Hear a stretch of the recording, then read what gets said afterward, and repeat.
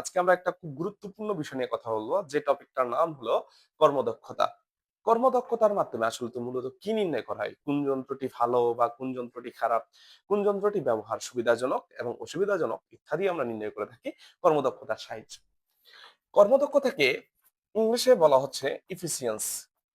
তার এফিসিয়েন্সি কতটুকু ভালো, এই জিনিসটা নির্ণয় করে থাকি। তো কর্মদক্ষতাকে প্রকাশ করা হয় ইঠা দ্বারা। এটাকে বলা হয় ফিজিক্সের ভাষায় ইঠা। ইঠার ফিলিংস কি? আউটপুট এবং ইনপুটের অনুপাতকে ইঠা বলে, এবং এটাকে শতকরা পদ্ধতিতে প্রকাশ করতে হয় বলে এটাকে 100% দিয়ে লিখতে হয়।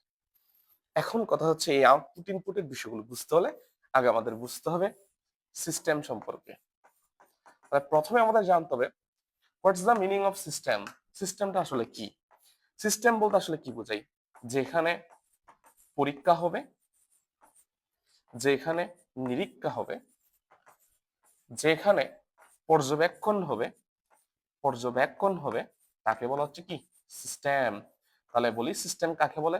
যেখানে পরীক্ষা, নিরীক্ষা, পর্যবেক্ষণ ঘটানো হয় তাকে বলা হচ্ছে সিস্টেম। এখন সবচেয়ে গুরুত্বপূর্ণ বিষয় হচ্ছে, এই সিস্টেমে যখন আমরা ইনপুট দিব, তখন সেখান থেকে ফলাফল হিসেবে আমরা পেয়ে থাকি দুইটা বিষয়। একটা হচ্ছে আউটপুট আর একটা হচ্ছে লস। এখন কথা হচ্ছে, এখান থেকে তাহলে একটা জিনিস বোঝার আছে, কোন একটা যন্ত্র বা সিস্টেমের মধ্যে ইনপুট দিলে ফলাফল হিসেবে আমরা পেয়ে থাকি দুইটা বিষয়, আউটপুটের সাথে যুক্ত হয় লস। এই কথাটার অর্থ হচ্ছে, কোন যন্ত্রে যদি তুমি 100% ইনপুট দাও, কখনো তুমি 100% আউটপুট পাবে না। কিছু পরিমাণ বিষয় লস আকারে বের হয়ে যাবে, কিছু পরিমাণ লস আকারে বের হবে, কিছু পরিমাণ লস আকারে বের হবে। তাহলে এই যে এখানে লস, ফিজিক্সের ভাষায় লস বলতে বোঝায় তাপ শক্তি। তাপ শক্তি ইন জেনারেলি কোন একটা যন্ত্র থেকে হোক বা কোন একটা সিস্টেম থেকে হোক, লস আকারে কি হয়? বের হয়। তবে আমাদের বইয়ের ভাষায় ইনপুটকে কি বলে সেই জিনিসটা জানা দরকার। আমাদের বইয়ের ভাষায় এটাকে বলা হচ্ছে মোট প্রদত্ত। কথা হচ্ছে, শক্তির কনসেপ্ট নিয়ে আলোচনা করলে তখন এটা বলতে হবে মোট প্রদত্ত শক্তি, বা যখন আমরা ক্ষমতার কনসেপ্ট নিয়ে আলোচনা করব তখন এটা হবে যে মোট প্রদত্ত কি? ক্ষমতা। আবার আউটপুটকে আমাদের বইয়ের ভাষায় বলা হয় লব্য কার্যকর। লব্য কার্যকর, এক কথায় কার্যকর শব্দটা দেখলে হচ্ছে কার্যকর শক্তি। শক্তির কনসেপ্টের জন্য শক্তি, যদি আমাদের ম্যাথের ডাটাগুলো ক্ষমতা দিয়ে থাকে, তাহলে এটাকে পড়তে হবে লব্য কার্যকর কি? ক্ষমতা। এবং বইয়ের ভাষায় এই লসকে বলা হয়েছে অপচয়কৃত শক্তি। এখন একটা জিনিস কিন্তু আমরা বুঝে গেছি, এই অপচয়কৃত শক্তি ফিজিক্সের ভাষায় যেটাকে বলা হচ্ছে কি শক্তি? তাপ শক্তি। তাহলে এখান থেকে একটা জিনিস শিখলাম, তাপ শক্তি এক ধরনের অপচয়কৃত শক্তি। যে কোনো যন্ত্রের জন্য তাপ শক্তি এক ধরনের অপচয়কৃত শক্তি। তাহলে কোনো যন্ত্রে 100% ইনপুট দিলে কখনো 100% আউটপুট পাওয়া যাবে না, কারণ কিছু শক্তি লস আকারে বের হবে, যা এক ধরনের কি শক্তি? তাপ শক্তি হিসেবে কাজ করে। আশা করি প্রত্যেকে বুঝতে পেরেছি। এখন সবচেয়ে গুরুত্বপূর্ণ বিষয় হচ্ছে, আমরা ম্যাথ করার জন্য এটাকে সাজাবো কিভাবে। তো আমরা এটাকে খুব সুন্দর করে সাজাতে পারি। যেমন ক্ষমতা বিশেষে যদি সাজাতে চাই, একটু ভালো করে দেখার চেষ্টা করবো। ক্ষমতা বিশেষে যদি সাজাতে চাই, ক্ষমতার সূত্র আমরা কি জানি? ক্ষমতার বেসিসে, ক্ষমতার বেসিস এ যদি আমরা সাজাই, ইটা সমান, বলো, উপরে আমরা জানি আউটপুট, তাহলে আউটপুটের আউট নিলাম, ক্ষমতাকে প্রকাশ করে পি দ্বারা। আর ইনপুটের ইন নিলাম, ইন ইন্টু 100%। ওকে, গেল।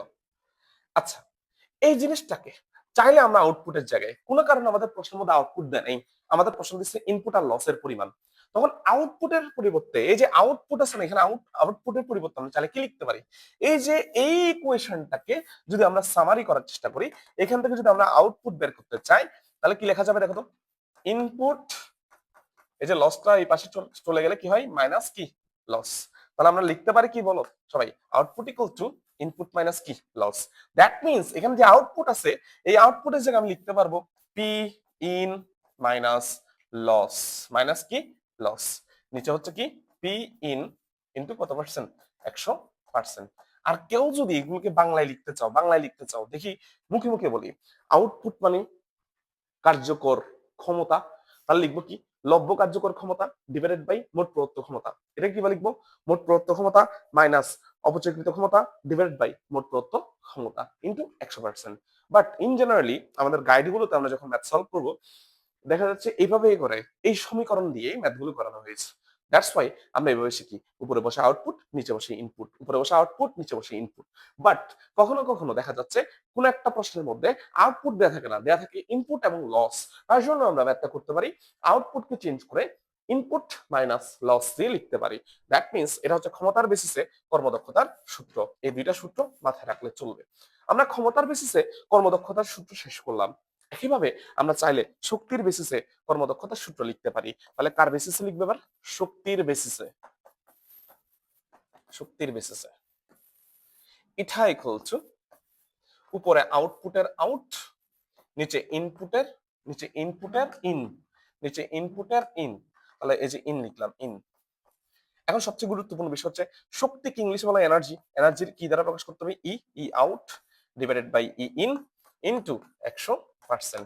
ওই যে বললাম, যদি প্রশ্নে আউটপুট দেয়া না থাকে, যদি ধরে নাও প্রশ্নের মধ্যে কি দেয়া নাই, আউটপুট দেয়া নাই, দেয়া আছে ইনপুট আর লস, তাহলে বলো আউটপুটের জায়গায় কি লিখতে পারবো? Input minus loss. তাহলে লিখবো কি? E in minus loss divided by E in. এই যে আমি বারবার বলছি, লস শব্দের অর্থ কি? অপচয়কৃত শক্তি।